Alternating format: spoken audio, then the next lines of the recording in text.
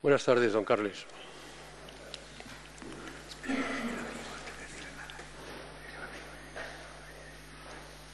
Vamos a ver, usted sabe que está aquí porque ha sido propuesto como testigo de la defensa y, en consecuencia, su presencia se justifica por el deseo de responder a una serie de preguntas que le va a formular la defensa. Posteriormente, si el Ministerio Fiscal lo considera oportuno, también le formulará algunas preguntas. ¿Usted jura o promete decir la verdad? Usted sabe perfectamente que nuestro Código Penal sanciona con penas privativas de libertad el delito de falso testimonio en causa criminal. ¿Usted tiene alguna relación de parentesco, de consanguinidad o de afinidad con cualquiera de las partes? ¿Tiene alguna relación de dependencia, de sujeción administrativa, laboral, con cualquiera de las partes?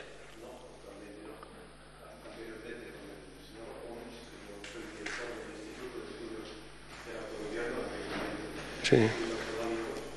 Y orgánicamente, mejor dicho, yo dependía de la Consejería de Presidencia, cuyo titular era el señor Homs. ¿Este dato a usted no le impide prestar un testimonio verídico? Funcionalmente yo tenía una independencia total y absoluta. ¿Tiene usted algún interés en el desenlace de este proceso? No. Estupendo. Pues si es tan amable, se sienta y responde a las preguntas que le va a formular la defensa. Sí, con la venia, el señor presidente. Buenas tardes, señor Vive. Buenas tardes. ¿Podría usted explicarle al tribunal, ya la ha iniciado, podría usted detallar más, bueno, pues cuáles son sus cargos o cuáles eran sus cargos y las competencias que se derivaban, pues, en el último trimestre del año 2014? En el último trimestre del 2014 yo era presidente del Consejo Asesor para la Transición Nacional. ¿Y cuáles eran sus competencias? Elaborábamos informes dirigidos al Gobierno sobre todo lo que tenía relación al tema este de la transición nacional, entendido en sentido amplio. Usted ha sido también, creo que es notorio, vicepresidente del Tribunal Constitucional. ¿Es así, señor Vive? Sí, desde 1992 hasta 2001, y los 3 últimos años vicepresidente, los otros fui magistrado, sí. Usted ya ha comentado, creo, que funcionalmente usted era independiente, ya aunque estuviera en esa época, en el 2014, siempre lo ha sido, funcionalmente. Sí, sí, por supuesto. Yo creo que el señor Homs conocía perfectamente y conoce que los asesores hacen mal trabajo cuando asesoran, diríamos, al dictado del asesorado, y por tanto respetaba siempre nuestra independencia. Usted cesó, si no lo tengo mal entendido, como consejero en noviembre del 2015. ¿Desde esa fecha ha tenido usted alguna relación profesional con el señor Homs? No, yo después continué como comisionado del Gobierno para la Transición Nacional hasta febrero del 15, si no recuerdo mal, y continué luego como director del Instituto de Estudios Autonómicos. Después del cese del señor Homs no he tenido ninguna relación con él, ¿no?, desde el punto de vista profesional. Señor Vive, usted sabe que se le cita como testigo en relación a los hechos que tuvieron lugar antes, durante y después del proceso participativo del 9 de noviembre. Yo le pregunto, ¿usted se reunía periódicamente en esa época con el señor Homs o evacuaban consultas entre ustedes? En relación a este tema yo me reuní solamente una vez, en una ocasión. Pero incluso antes o durante, ¿era habitual que ustedes estuvieran? Sí, teníamos una relación, sí.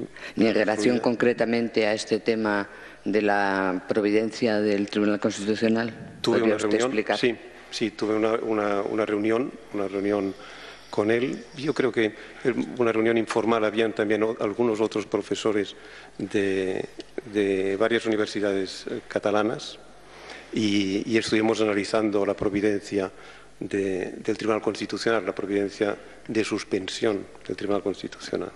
¿Qué le dijo usted, señor? Yo le dije, bueno, en primer lugar, que jurídicamente debía obedecer la providencia y la suspensión, y añadir, lo recuerdo perfectamente, que yo honestamente no podía decirle cuáles eran las actividades que a partir de esta providencia debía realizar y cuáles eran las que debía dejar de realizar. porque en mi opinión era una providencia enormemente genérica y abstracta, ¿no? Sobre todo en relación al supuesto al que lo teníamos que aplicar, que era un proceso de participación que había quedado esencialmente en manos de voluntarios. Y en esta situación pues no quedaba nada claro, ¿no?, en los términos que se había planteado, cuáles eran las actividades que la Generalitat podía continuar haciendo o no. Y por esto recuerdo también que le aconsejé que pidiese una aclaración al Tribunal Constitucional y añadí, de este modo también garantizará que mostrará la voluntad de cumplir con la suspensión, porque nadie en su sano juicio plantea una aclaración no suspensiva a través de un recurso no suspensivo, sabiendo que va a llegar la aclaración y que le va a tener que cumplir, además con el detalle que le iban a posiblemente a manifestar en el auto de declaración. Recuerdo que le dije como ejemplo, yo no sé, por ejemplo, si la Generalitat puede utilizar los Mossos d'Esquadra, la policía autonómica, para garantizar la seguridad durante el proceso participativo. No sé, por ejemplo, si puede la Generalitat de Cataluña realizar sus funciones normales de informar a los ciudadanos acerca del desarrollo del proceso o incluso sobre los resultados. O, no sé, se me plantea a mí la cuestión, ¿debía la Generalitat de Cataluña desconvocar explícitamente este proceso participativo que se había convocado de una manera jurídicamente no formalizada? ¿Qué hacíamos o qué se hacía con la página web? La página web se tenía que cancelar o simplemente no renovar. ¿Qué hacíamos con los contratos? Se tenían que anular explícitamente los efectos, etcétera, etcétera, ¿no? Añadí que normalmente los supuestos en los que el Tribunal Constitucional utiliza estas providencias de suspensión del 161.2 de la Constitución se refieren a leyes, y el Tribunal suspende actuaciones ya realizadas de aprobación de la ley. La ley queda, por supuesto, válida en el ordenamiento, pero no se puede aplicar, ¿no? Pero en este caso era una cosa distinta, porque lo que nos decían es vamos a suspender también actos pro futuro, ¿no? Pero incluso en el primer supuesto se planteaban problemas. Yo recordé un auto del Tribunal Constitucional dictado en relación a la Comunidad Autónoma de Castilla-La Mancha, que el Tribunal Constitucional permitió que se redactase un reglamento de desarrollo de una ley suspendida. Entonces, no estaba claro respecto a las leyes, menos todavía respecto de un proceso participativo que realmente, en manos de los voluntarios, qué es lo que podía o no podía hacer el tribunal. Y con esto acabo. La redacción pretendidamente omnicomprensiva, ¿no?, de la providencia, que decía cualquier otro acto vinculado, en lugar de aclarar, no diré que confundía, pero como mínimo no aclaraba nada en concreto, ¿no? Por esto se pidió la aclaración. Él le suscitó sus dudas también, le dijo usted que tenía dudas en este aspecto también, ¿no? Sí, y lo que sucede es que en esta reunión, insisto, informal, casi diríamos que entrábamos y salíamos, coincidimos prácticamente todos, o por no decir todos, vaya, los que estábamos allí presentes, en la necesidad de la aclaración. Sí. Dígame, ¿le advirtió usted al conseller Homs en algún momento de la posibilidad de incurrir en un delito de desobediencia? ¿Sobre este tema trataron ustedes? Tratamos sobre el tema, pero la conclusión a la que llegamos tampoco lo tratamos extensamente, porque es que no. En realidad la providencia era, desde el punto de vista de las consecuencias penales, igual que todas las providencias, no había ningún añadido y por tanto no se mencionaba. Recuerdo que yo mencioné un presente remoto que era el de los procesos de participación que se habían desarrollado en los municipios de Cataluña entre 2009 y 2011, que se habían llevado por la vía contenciosa administrativa y que nunca habían llegado, son temas distintos, ¿no? Pero que nunca habían llegado a la vía penal y por tanto lo descartamos. Lo que sí hice hincapié es en el hecho de que el tribunal en esta providencia no había acogido la pretensión del abogado del Estado, que pedía que se hiciese un requerimiento expreso y tal. Yo insistí en esta idea porque a mí me parecía que desde el punto de vista de la aplicación, o mejor dicho, de la no aplicación del tipo penal, este hecho era relevante. Sí. Esto también fue acogido, es decir, los especialistas que usted comenta que se iban encontrando eran también de esta opinión. Sí, comentaban, decían esto. Sí, la dificultad. Dígame, y por último, señor Viver, ¿a usted después de estas fechas le volvieron a consultar o le comentaban actuaciones muy concretas de la Generalitat o fue sobre el planteamiento global que hablaron? No, fue sobre el planteamiento global. Yo insisto, me reuní solamente una vez con él. Lo que sí es cierto es que yo no hubiese modificado mi opinión, la opinión que había dado en aquel momento, no la hubiese modificado, al revés, posiblemente me hubiese reafirmado, por ejemplo, ante la inactividad o la pasividad del Estado, del Ministerio Público, que teniendo ocasión para frenar el proceso, no lo hizo, ¿no? De modo que aunque es cierto que yo no tuve en cuenta, cuando hicimos esta recomendación, no tuve en cuenta los actos concretos, a toro pasado, como diríamos, yo me hubiese reafirmado. ¿Sí? Nada más por mi parte, muchas gracias. Muchas gracias, señora letrada. El Ministerio Fiscal tiene la palabra. Con la venia, excelentísimo señor. Bien, buenas tardes, señor Viver. Bueno.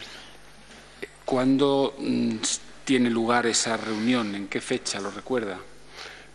Lo recuerdo vagamente, pero yo deduzco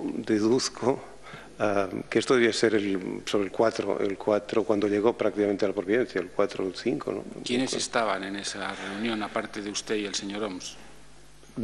Yo he prometido decir la verdad y lo voy a hacer. No lo recuerdo. No recuerdo a todos los que estaban. Eran especialistas lo he dicho antes, de varias facultades diversas, universidades de Cataluña. Recuerdo que habían, porque lo que deduje, yo no les conocía personalmente, penalistas, algún procesalista, algún administrativista, pero no, la verdad es que no lo reconozco. ¿Ni sus nombres?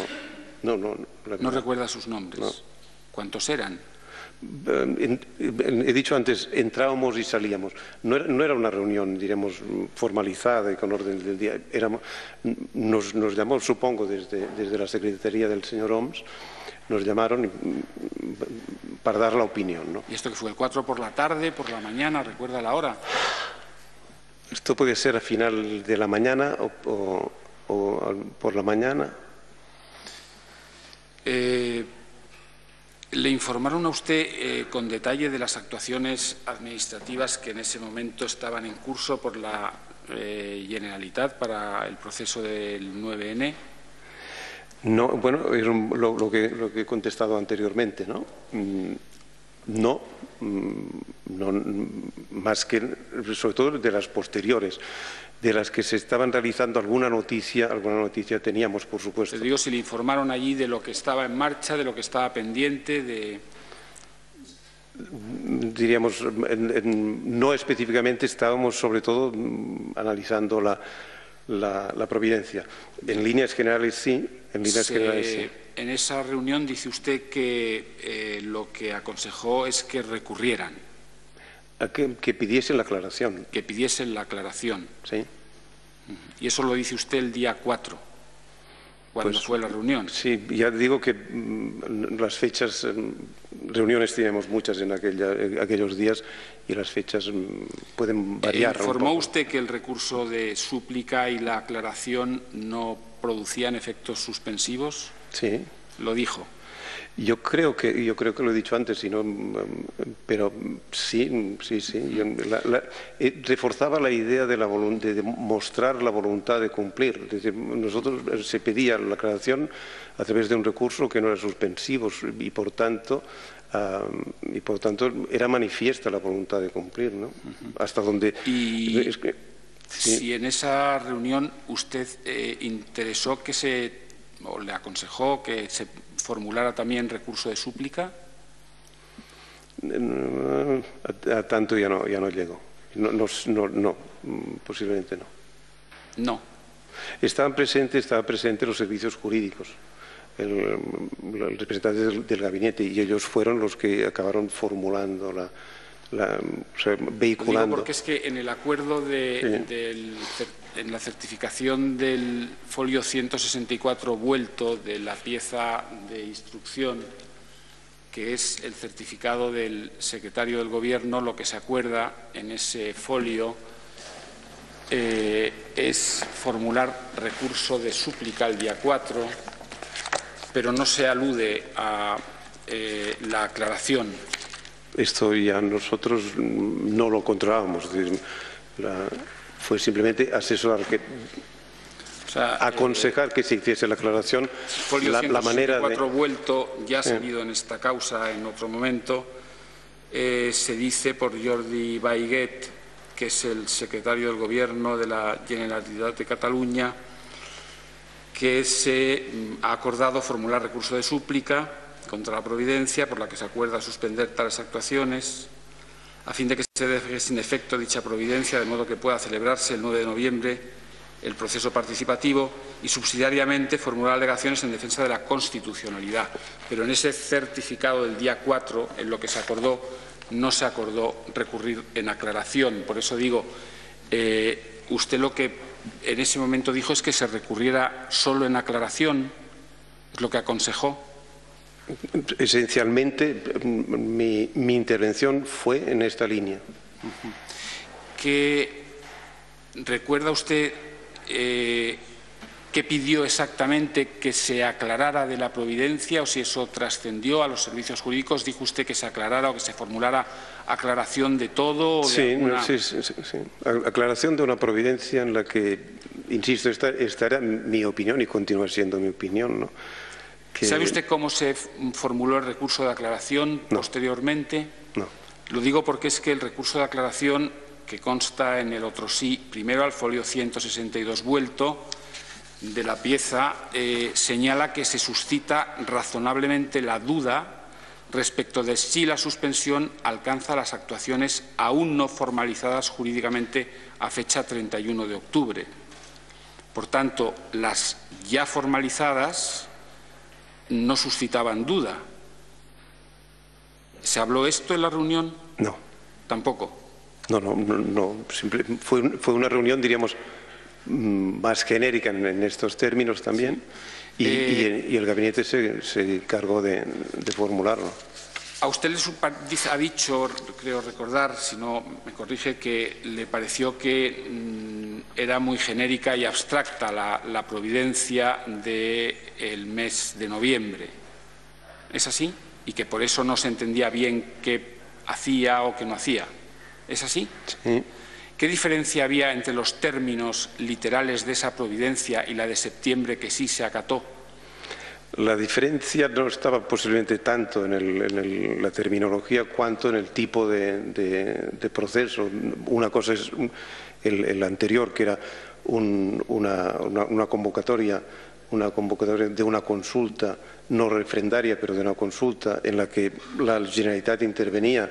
Había un censo, había unas garantías que proporcionaba la Generalitat, etcétera, y cosa muy distinta es un proceso participativo en el que la participación de la Generalitat no me refiero era a que fueran distintas, sino a si la providencia, los términos de la providencia, en uno o en otro caso, eran iguales. pero como se aplicaban a casos distintos, yo entendí que en este supuesto devenía, diríamos, distinta la claridad o no. O sea, en el caso de la consulta en la que la providencia que ella decía para la convocatoria de la consulta suspende las restantes actuaciones para la convocatoria o vinculadas, se entendía que había que, y así se hizo, paralizar las actuaciones. ¿Es así? Pero, sin embargo, en la de noviembre, que dice se suspenden las restantes actuaciones de preparación de dicha consulta o vinculadas a ella, lo cual es una terminología igual entre las dos providencias, aquí no se entendía que había que paralizar. No, porque el supuesto era distinto al que se aplicaba. Insisto, por ejemplo, los Mossos d'Esquadra se podían sacar en un caso y en otro, el contexto era totalmente distinto, ¿no? Pero para hacer un acto como el que se hizo en septiembre de convocar para un acto para desconvocar, hubiera sido lo mismo, ¿no? Se desconvocaba una o se desconvocaba otra. ¿No cree usted que la providencia lo que venía a hacer en uno u otro caso era pedir que se desconvocara? Ordenar que se desconvocara. En el segundo caso, para mí, esto era enormemente dudoso, era porque la formalización del segundo caso de la convocatoria era totalmente distinta, fue una llamada, una crida, decíamos nosotros, una crida, no tenía nada que ver con... ¿No era una medida cautelar? No era un decreto como el 129, si no recuerdo mal. ¿La providencia de noviembre no era una medida cautelar? ¿La providencia no era una medida cautelar? Supongo. Pregunto. ¿La del 9? No, la del 4 de noviembre. Perdón, la del 4. ¿Era una medida cautelar? Era una medida que proponía la suspensión de las actuaciones. Con lo cual, lo que venía a decir es, mientras el Tribunal Constitucional decide el fondo de la cuestión, que no era otro sino el que decidió posteriormente en sentencia de si esa consulta se ajustaba o no a la Constitución, que por cierto dijo que no, es lo que vino a hacer esa medida cautelar era, entre tanto, no la hagan. ¿No le pareció a usted que eso estaba claro en la providencia? No me lo pareció entonces, ni me lo parece ahora, en el sentido, ni me lo parece ahora. Insisto con los ejemplos que he dado antes, los Mossos d'Esquadra, es decir, la Generalitat tenía que cumplir una serie de funciones que iban más allá del proceso de participación, pero al margen porque eran funciones genéricas, por ejemplo, mantenimiento del orden público. Entonces, en este caso, claro que nos decían, esta función, en la medida en que esté vinculada, pero debía hacer la Generalitat dejación de sus funciones porque podían estar indirectamente vinculadas a la consulta. Por ejemplo, se preveían, como así fue, millones de personas participando. No podíamos sacar o no podían sacar los Mossos d'Esquadra. La expresión o la información vinculadas a ella aparece exactamente igual en las dos providencias. Insisto, son para mí dos supuestos totalmente distintos. La expresión se aplicaba a supuestos distintos. Respecto de la providencia de septiembre, nadie le preguntó. La providencia anterior a la del 4 de noviembre, sobre la de septiembre, nadie le preguntó. No. Pues gracias, no hay más preguntas. Muchas gracias, señor fiscal. Don Carles, ya puede usted marcharse. Ya sabe que la ley prohíbe que entre en contacto con otros testigos que todavía no han declarado. Si quiere se va del edificio o si lo prefiere se mantiene aquí en la sala. Gracias. ¿De acuerdo? Gracias.